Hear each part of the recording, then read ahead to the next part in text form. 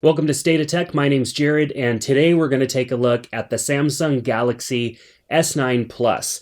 Now, I purchased this phone and received it on the day that it started shipping, so I've almost had it 2 weeks. Now, I did a video that was really short on just kind of some of my favorite features of the phone that we put out, so you could definitely check that video out after this one, just so you can see some of the specific features that I really like. I'd go a little bit more into detail on just those features alone.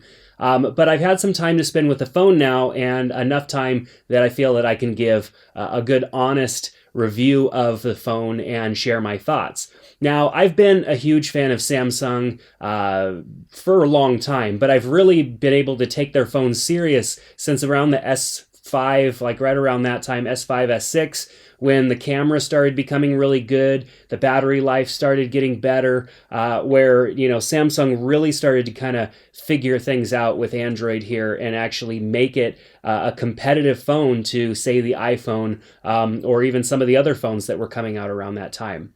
So I've been a huge fan for a while, and like the S7, I used that phone for quite some time. When the Note 7 came out, I absolutely loved that phone, but then, had to send it back, and really enjoyed the Note 8 as well.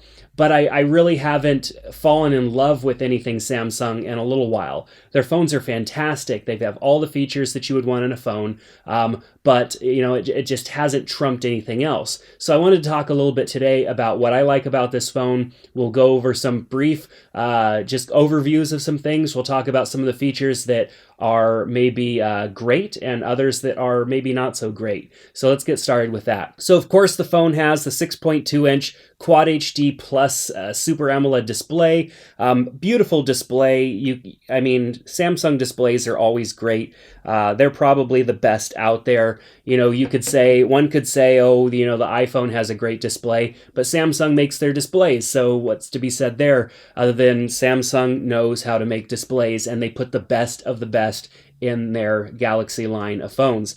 So the display, there's really just no question. It's one of the best that's out there. The colors are just great. Sure, most people will say maybe they're a little oversaturated, but they're just hyper realistic, and I like having a little bit more of that realistic look. Maybe even if it's a little bit contrasty, I just like it. It really makes me feel like I'm looking at something great. Even some of their televisions are that way, but I just really like the display that's on this phone. Anytime I go and pick up another phone, even if it's my iPhone, I still feel like the display is better on this phone than on my iPhone 10. And that may have something to do with just, the way that the display kind of wraps onto the edges a little bit to where you're not even really seeing the fact that there's an edge to the phone. It still has that contoured edge a little bit. 90% of this phone is display, and that's pretty great. I like the fact that they opted to still kind of give it a little bit of a forehead for all the sensors in the speaker rather than going with a notch. Not that the notch on the iPhone 10 really bugs me that much, but it's nice that they didn't sacrifice there and make apps do weird things just so that they can function. So I have no complaints over that. It's Quad HD display. Typically, I'm running it at the middle option for some battery consumption savings. You can go down to regular HD. You can go halfway to like FHD, and then of course Quad HD, which is really brilliant, but I found that I just don't need to run in Quad HD. FHD is fantastic, and so I like being right there because I get that good battery life as well. So 6 gigs of RAM, that's something that's nice to see. These apps are becoming more and more reliant on lots of memory, and so having that 6 gigabytes gives you a little bit of extra power for running more processes, though I haven't seen it to really help with running Bixby. I'll talk about that in a minute. Storage is 64 gigs, but it's expandable. I have a 64 gig SD card in here, which I was able to use for saving photos, and I was able to move some of the apps over to it to free up more space on my phone, which is nice because I like to have a lot of extra space. I just don't want to run out. I feel like any device runs better when it has more storage space available to use for virtual memory and whatnot. So I like the fact that it's expandable. If I was going to make this my daily driver for the long haul, I would probably upgrade the SD card to 128 gig just so that I could shoot photos and videos forever. Because the next thing we're going to talk about is the camera. And this does shoot beautiful photos, shoots beautiful video. I like to shoot 4K video, and so those are big files. So that external storage, being able to add that helps out a lot with that. I mean, those 4K video files are massive. And being able to just simply eject that card and stick it into my computer and offload stuff if I wanted to is so much easier than dealing with cables and which mode did it just switch into and why isn't it connecting to my computer. It's easy just to pop out that card and drop it into your computer just like any other SD card. And then if I wanted to move files between devices, it's just so much easier than having to worry about cables and adapters and stuff like that. Not that that's that big of a deal, but for me, it definitely helps out a lot. But the camera with the dual 12 megapixels in the back, I like that. Both cameras perform really well. And one of the cameras has that dual aperture. It jumps between 1.5, f1.5 and f2.4. I'm going to talk a little bit more about that when we talk more specifically about the camera. But that 12 megapixel shooter on the back does a great job. 8 megapixel on the front.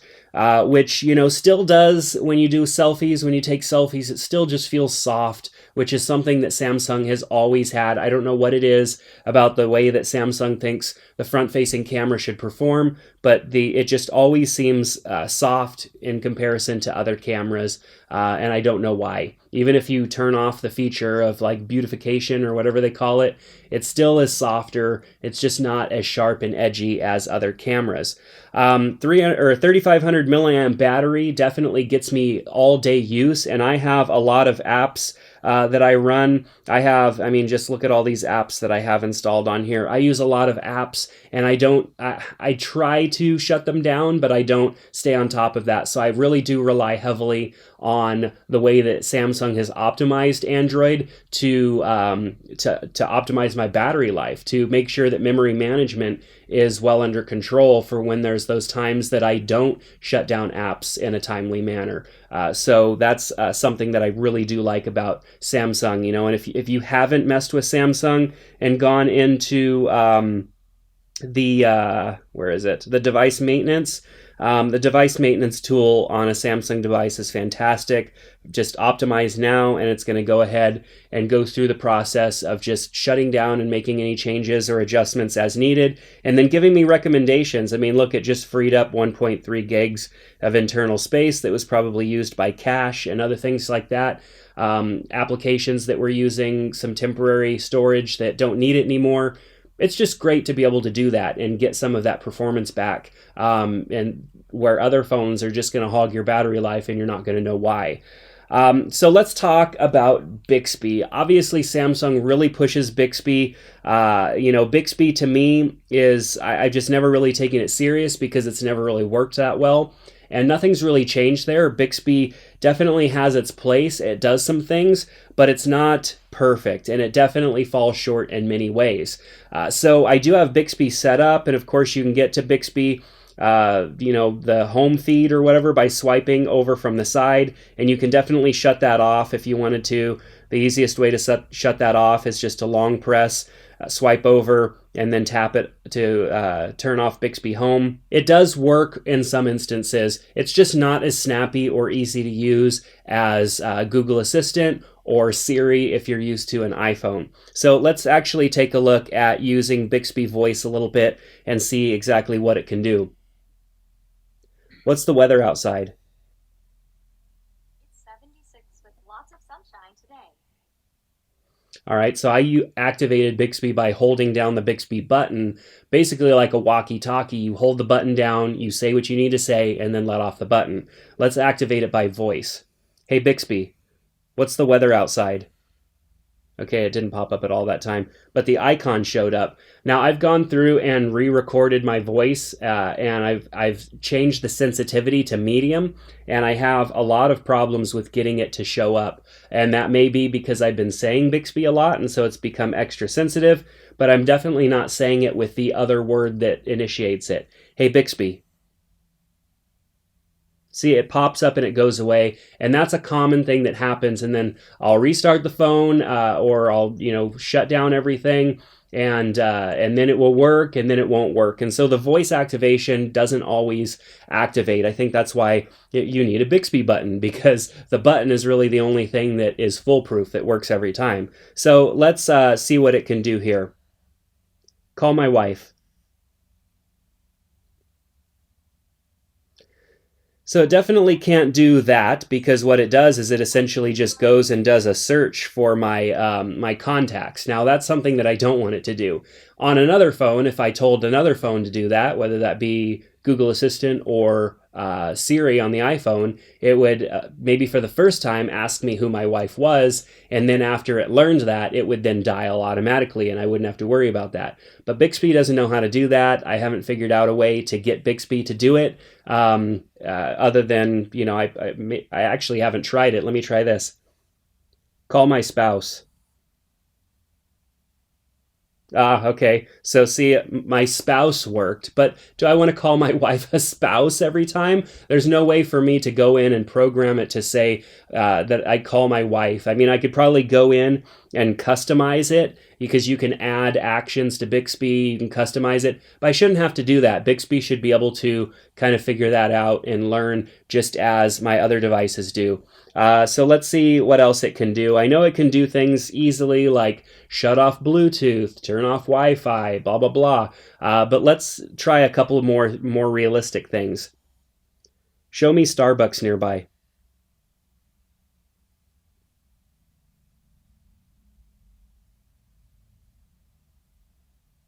Okay, let's take a look at the search results in Google Maps. Okay, so this finally worked. This is the first time that this actually worked for me. This is working a lot better than it was. I don't know what it is. Maybe it took a little bit of time, but I couldn't get any of this stuff to work earlier today, and any other time that I've tried it. But thankfully it's working right now for this video. So that works, but it's definitely not very quick. It would be much faster if I had a Google Maps icon on the screen and I tapped that and did a search, or used Google Assistant and just maybe didn't use the Bixby button. Of course, I could shut down the Bixby button and have it do nothing, but that's really your only option. You either have it initiate Bixby or you have it do nothing. Personally, I would much rather just have something on the home screen that I can tap to get into Google Assistant. Of course, I have my Google search bar here, and I can say, "Okay, Google," and have it activate. But that's going to set off 100 other things, because I have Google Homes all around here and everything else is set up to activate Google Home. So that's something that I would probably rather use than Bixby, but you might try it. I mean, there are pros and cons to using Bixby, but it's not perfect by any means. And it's still growing. Bixby Vision is a whole nother thing. That's where it uses the camera to, use AR to try and figure out what's around you, or to show you a product or something like that, the way that you can use Amazon to show it, and it'll show you products related to the item or whatnot. I've had that freezing on me nonstop. Camera will load up, all I'll see is a black screen. It has not been very useful. It has worked when I start in the camera and then I tap on the little Bixby Vision icon. It works then, but if I'm trying to use it from Bixby, like for example, let's do this. What's this? You would think it doesn't know what to do, and you would think when you say "what's this" that it would want to use the camera to show you. And I actually added a quick command so that when I said "what's this," it would open the camera and initiate Bixby Vision. However, it never does that. So even adding these custom quick commands doesn't really get it working completely. So with that said, I mean, Bixby Vision, it kind of sounds like a cool concept, but I don't think it was really put together too well. So now that we've got Bixby out of the way and I've kind of shown you a little bit about that, let's talk about the speakers. So this has stereo speakers, and Samsung phones have had decent sound, but this is the first time that they put stereo speakers in it. And, competitors have had stereo speakers for a while, such as the iPhone has had it since iPhone version 7, so for a couple of years now. Many other phones have had stereo speakers for ages. It is, however, kind of odd stereo. You have a front-firing speaker here and then a down-firing speaker here, so you get pretty good stereo sound, but it's not perfect stereo sound as if you had both speakers firing in the same direction. I will say, though, that it sounds pretty good. The audio quality sounds pretty good, but the iPhone X has a little bit better audio quality, and the Pixel 2 XL has far superior audio quality over this phone. The cameras, that's probably the biggest thing to me. I mean, the Samsung phone is a Samsung phone, and I'm gonna do a video comparing the S9 to the S8 because a lot of people are saying, it's about the same phone with a few little things. Maybe it's like the iPhone 8, where the iPhone 7 and the iPhone 8 aren't that much different, aside from maybe a few things under the hood. I'm going to do a video on that because I think it warrants discussing, but I don't want to go at length in this video on the topic of should you go with a S8 or an S9. That's a whole different discussion. So the camera, being one of the most important things to me on this phone, is really good. I mean, Samsung's cameras have been fantastic. Now, there are reviewers and companies that do camera tests and stuff like that that will say this is the best camera that exists on a smartphone. And while I don't necessarily believe that, or that hasn't been my experience, it does shoot fantastic photos. It does have dual cameras, which is great. It has that dual aperture, which is supposed to work more like our eyes see, like when we're trying to strain to see at night. Apparently our eyes are much more dilated and they're letting in more light and whatnot. And so Samsung tried to do that with the phone.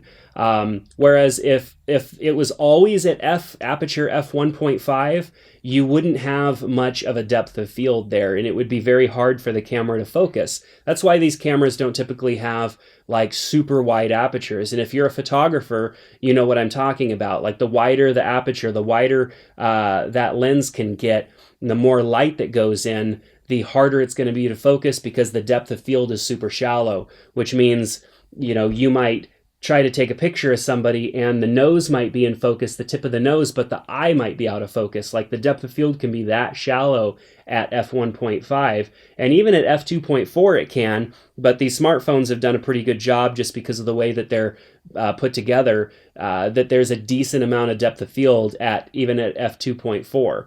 And these are fixed aperture lenses typically, so not like a typical camera where you've got a lens here and I can change my aperture. Well, that's the zoom, but I could change my aperture and the iris inside is actually going to open and close and change the amount of light that goes in. These smartphones can't typically do that. So this is a first in a smartphone for it to have a actual aperture that changes. Now, all it's doing is changing between two different apertures, so it's not like a better, more like DSLR style camera, but it's a step in the right direction. So I think it's cool that it's there. Low light does look pretty good compared to most other smartphones, like say, for example, the iPhone X. It's maybe a little bit better, but it's not that much better. To have, all of the hoopla and everything that's been going on and that they've been marketing, like, the super wide aperture lens, although the photos that I have taken with this are fantastic. I think that the image processing that's happening on the Google Pixel 2 XL and Pixel 2 is a little bit better than what Samsung has going on here. Maybe now that Google has open sourced that, Samsung will be able to unpack some of the magic that goes on behind the scenes with the Pixel and integrate it into their camera. I think that with the right software, the camera would be superior. And maybe when you actually look at cameras side by side and remove the processing, it might be better naturally. So with that said, is it the best camera on a smartphone? That's really hard to say. I think, there are situations where maybe this camera is the best, but there are a lot more situations where the camera on a Pixel 2 or Pixel 2 XL is better. So it's hard to say. This camera on this phone does shoot amazing 4K at 60p, which is super important to me. I've got kids that are moving around fast. I like to shoot in 4K, so having that 60p gives me a little bit of extra room in case I want to slow down my footage a little bit. It does have that super slow motion at 960 frames per second, but it only shoots that at 720p, which is technically HD, but it's really not by today's standards. And it's super grainy and almost unusable. So for me, it's not usable. Sure, it's a cool feature to have, but I mean, if the footage isn't going to look good, I'm not going to use it. And lastly, I think the headphone jack, we definitely have to give homage to the headphone jack because they put one in there, and we still live in a world where a headphone jack is something that's useful for the majority of us that own vehicles and like to plug our phones in and don't want to have to use silly dongles and adapters and whatnot, or have to carry that around with us for when we go maybe into a friend's car or something like that, or my spouse's car, my wife's car, for example.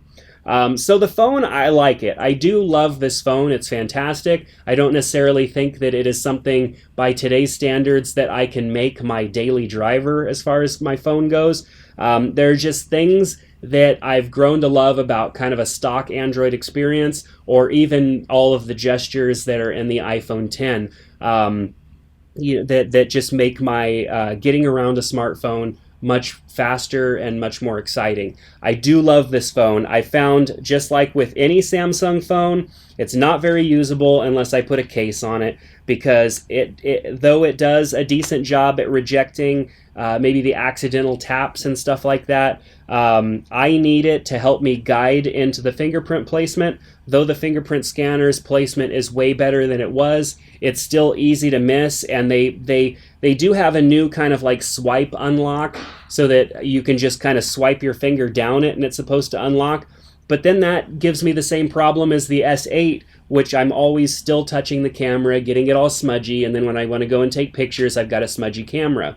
So having a case on it makes it easy for me to find that fingerprint scanner, just like on the previous models, and it gives me a little bit of extra space or room on the sides for not accidentally tapping. I was always accidentally throwing open Edge on the phone, so I just shut it off. But having a case on the phone definitely solves that problem. And the fact that the glass on the back is super smudgy, and that's a pet peeve of mine, so having a case on there definitely helps. I'll put a link in the description to a couple of cases, and probably in another week or so we'll have a video up on the top 5 cases for this phone that we've been able to find, because that's definitely helpful when being in search for cases, because there's a lot of options for your S9.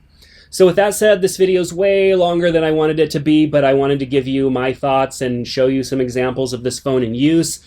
Make sure to give this video a thumbs up if you liked it, and subscribe to our channel here if you want to be updated when we put out new videos. Like I said before, all the links to things are in the description below, so make sure to check that out. And look back soon, because we will have that comparison between this and the S8, and a few other videos teaching you how to do some cool things with your phone, so you want to make sure to stick around for those. Until then, thanks so much for watching our video here, and we hope to see you back here soon on State of Tech.